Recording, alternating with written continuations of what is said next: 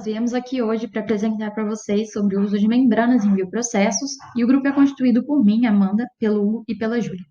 Primeiramente, a definição de membranas. Uma membrana é uma barreira que permite a passagem restrita ou regulada de uma ou mais espécies, e ela surgiu com o intuito de imitar as membranas naturais, como uma membrana celular, devido às suas características muito únicas de seletividade e permeabilidade.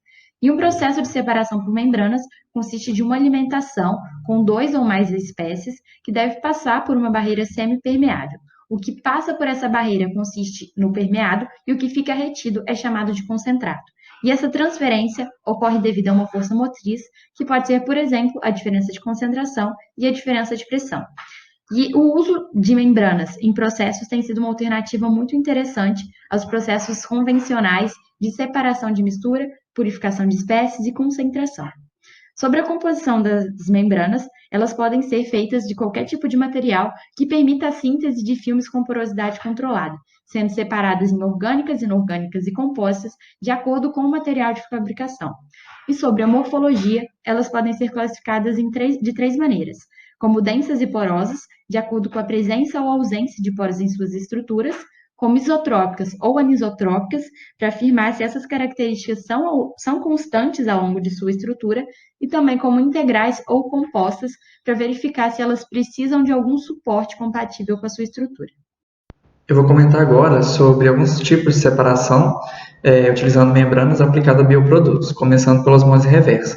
Nesse processo, a alimentação é um líquido a alta pressão, P1, que contém um solvente, que pode ser a água, e soluto, que pode ser sais inorgânicos, enquanto que o outro lado da membrana é mantida a uma pressão muito menor, P2. Geralmente é utilizado membranas densas e espessas, para que ela consiga suportar a grande diferença de pressão a qual elas estão submetidas, além de membranas termoseletivas para que seja possível a passagem do solvente.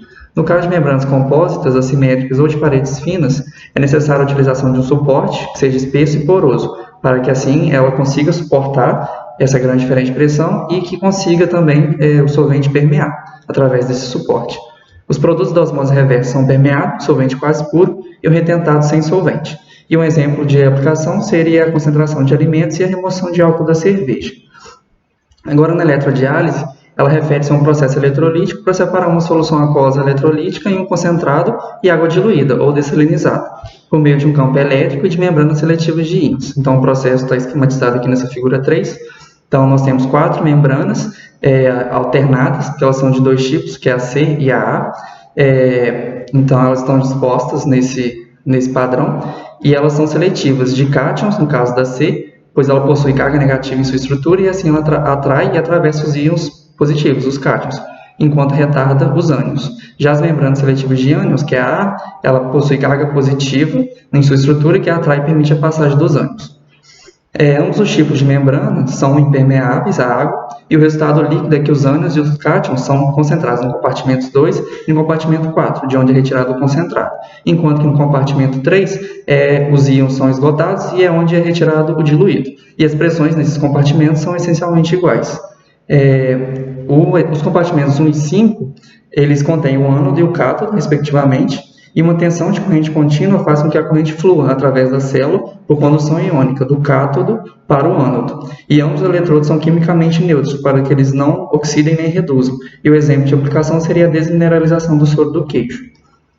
Já a pervaporação é um processo em que a fase de um lado da membrana é diferente da fase do outro lado. A alimentação para o módulo da membrana é uma mistura líquida a pressão P1, que é autossuficiente para manter uma fase líquida à medida que essa alimentação vai sendo esgotada, da espécie A e B, para produzir um líquido retido. E uma membrana composta ela é utilizada, a qual ela é seletiva para a espécie A, porém ela possui uma permeabilidade limitada para a espécie B. O lado denso e de película fina da membrana ela está em contato com o lado líquido, que é o retido, que vai sendo enriquecido na espécie B.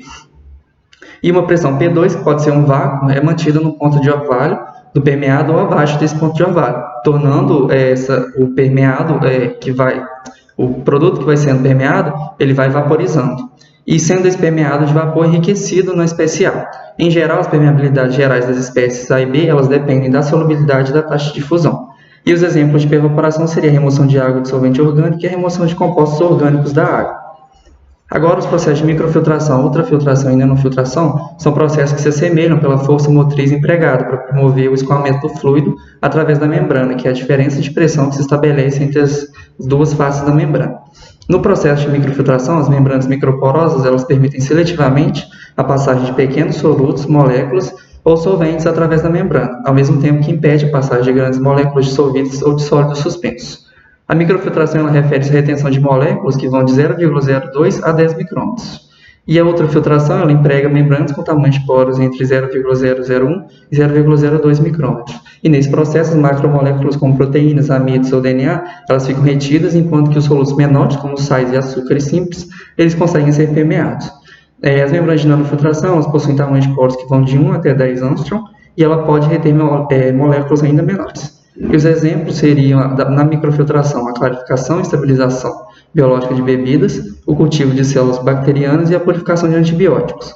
Já na ultrafiltração, pode ser aplicada na pré-concentração do leite antes da fabricação do queijo e na clarificação de suco de frutas. E da nanofiltração seria a remoção de aminoácidos, lipídios do caldo de cultura celular. Finalmente, a filtragem de vírus é um processo que corresponde à remoção de vírus, contaminantes endógenos ou adventícios. Para esterilizar essas soluções, utiliza-se membranas de filtragem de vírus que possuem tamanhos de poros de 20 a 70 nanômetros, que são tamanhos intermediários aos poros das membranas de microfiltração e ultrafiltração. A filtragem de vírus ela usa membranas compostas, feitas de PS hidrofílico, PVDF ou de materiais de celulose regenerados, para remover 4 logs ou mais de vírus por etapa de filtragem, sendo esse 4 log um valor de redução de log. E o exemplo de aplicação seria a remoção de vírus do sangue. E agora, alguns exemplos que relacionam as espécies que são filtradas com o tamanho de poro das membranas. Então, se a gente for olhar aqui no caso do leite, então, se a gente empregar a microfiltração, que tem tamanho de 10-5 de membrana, de poro de membrana, a gente consegue retirar as micelas de caseína, que são moléculas grandes, agora, relativamente grandes. E se a gente for utilizar agora uma membrana menor, com tamanho de poro menor, também na microfiltração, a gente já consegue tirar as gorduras. Se a gente utiliza a ultrafiltração com tamanho de 10-8, a gente já consegue tirar as proteínas desse leite. E se a gente utiliza a osmose reversa, com um tamanho de 10-10, a gente já tira a lactose e os sais desse leite. Agora vamos falar um pouco sobre a seleção do tipo de operação. Para que se tenha uma operação adequada de acordo com as necessidades do processo, existem algumas considerações que determinam a seletividade específica de uma espécie na membrana. Assim, os critérios que definem essa seletividade são as características físicas das espécies biológicas a serem separadas, os atributos de sua matriz, a distribuição do tamanho dos poros e propriedades da superfície da membrana e as características de transporte da operação específica. Assim como qualquer processo da indústria, deve ser feita uma análise de custos para a aplicação de processos utilizando membranas. Os custos de instalação e operação estão diretamente relacionados com a seletividade, fluxo de permeado e capacidade da mesma. Essa capacidade representa o volume de alimentação processada por unidade de superfície, antes da regeneração ou substituição da membrana. Em um processo, tanto a capacidade quanto o fluxo podem ser otimizados, ao reduzir o número de sólidos dissolvidos perto da parede da membrana. A deposição de solutos dissolvidos ou suspensos sobre a membrana ou no seu interior é um fator prejudicial ao desempenho da mesma. Esse processo é chamado de fouling. Existem alguns fatores que afetam a retenção das espécies de interesse, como as cargas superficiais das espécies suspensas, da superfície do filtro e da torta, e as condições da solução, pH, força iônica e temperatura. Sendo assim, as operações de separação de bioprodutos são geralmente realizadas em condições fisiológicas ou próximas a elas, a fim de manter a atividade biológica. A faixa de temperatura é de 4 a 30 graus Celsius e frequentemente se utiliza uma temperatura de 4 para minimizar a atividade e o crescimento de micro-organismos contaminantes. A faixa de pressão varia de 5 a 50 psi. Além dessas especificações, quando necessário, algumas soluções são tamponadas para um pH de 7,2. Para processos de bioseparação em si, existem alguns fatores que determinam a melhor escolha da membrana. O primeiro é a seletividade. A membrana deve reter espécies ativas e passar contaminantes em especificações desejadas. a biocompatibilidade, onde a membrana deve resistir à inativação, ao entupimento e ao fouling, por espécies biológicas ou componentes da solução. Uma análise feita nesse fator é a interação do tipo de membrana com as espécies. Por exemplo, membranas hidrofílicas resistem à inativação e incrustação de proteínas melhor do que as membranas hidrofóbicas. Já estas são facilmente contaminadas por ácidos graxos, surfatantes e antiespumantes. A inércia química. A membrana e os materiais utilizados na construção do filtro devem resistir ao uso, à limpeza e aos ciclos de esterilização, sem causar reações paralelas ou produzir lixiviação significativa e compostos extratíveis.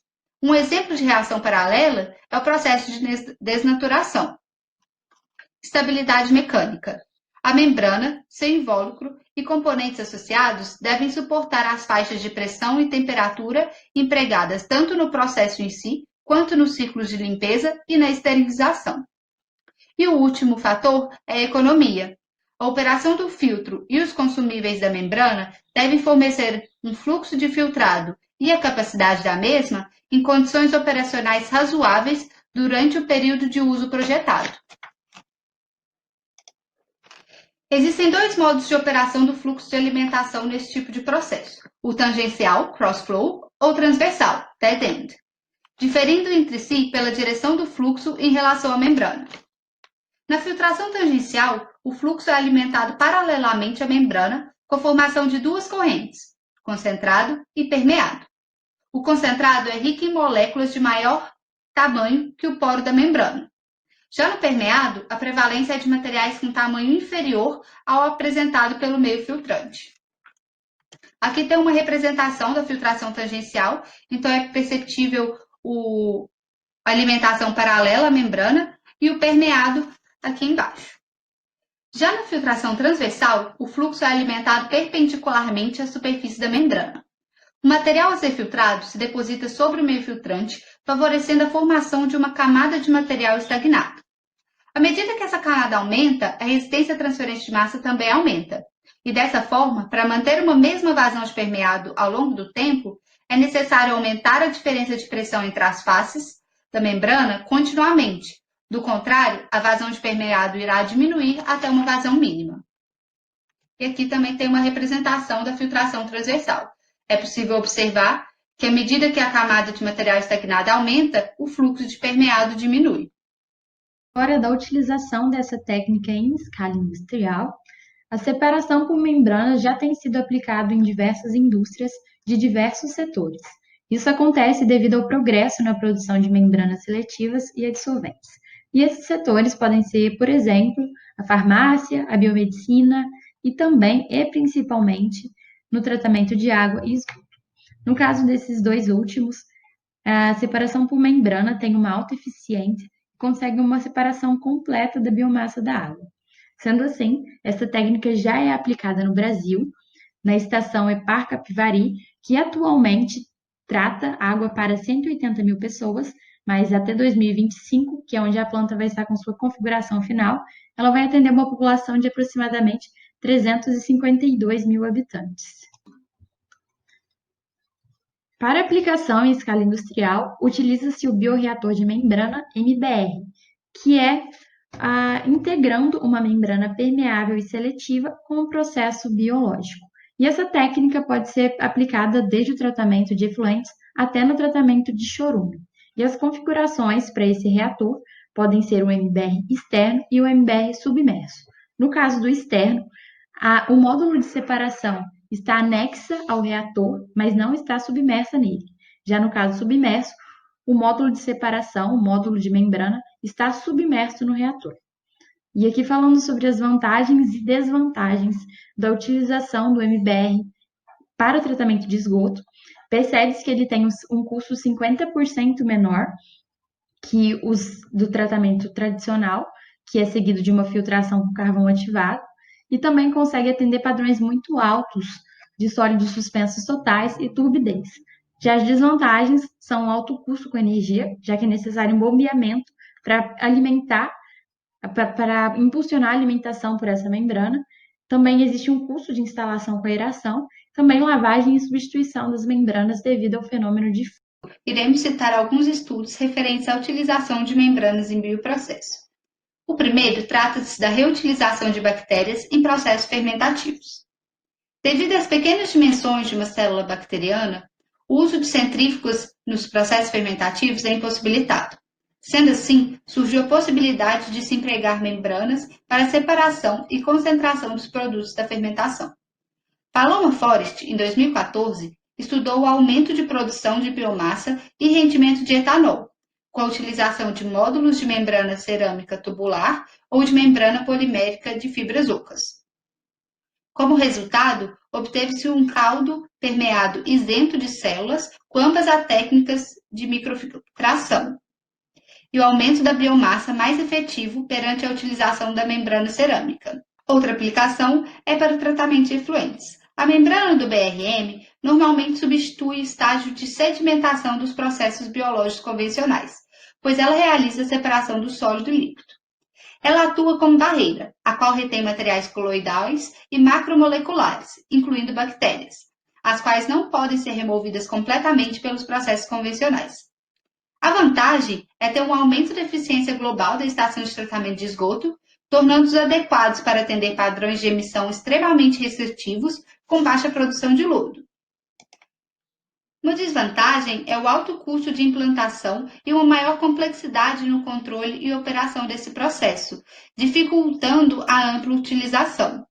Existem ainda informações limitadas sobre o tempo de vida da membrana, o custo potencial num período de substituição da mesma e a necessidade de controlar o fouling. Isso faz com que esse método ainda não seja amplamente utilizado nas ETs. Outro estudo encontrado foi a descontaminação de recursos hídricos na agricultura.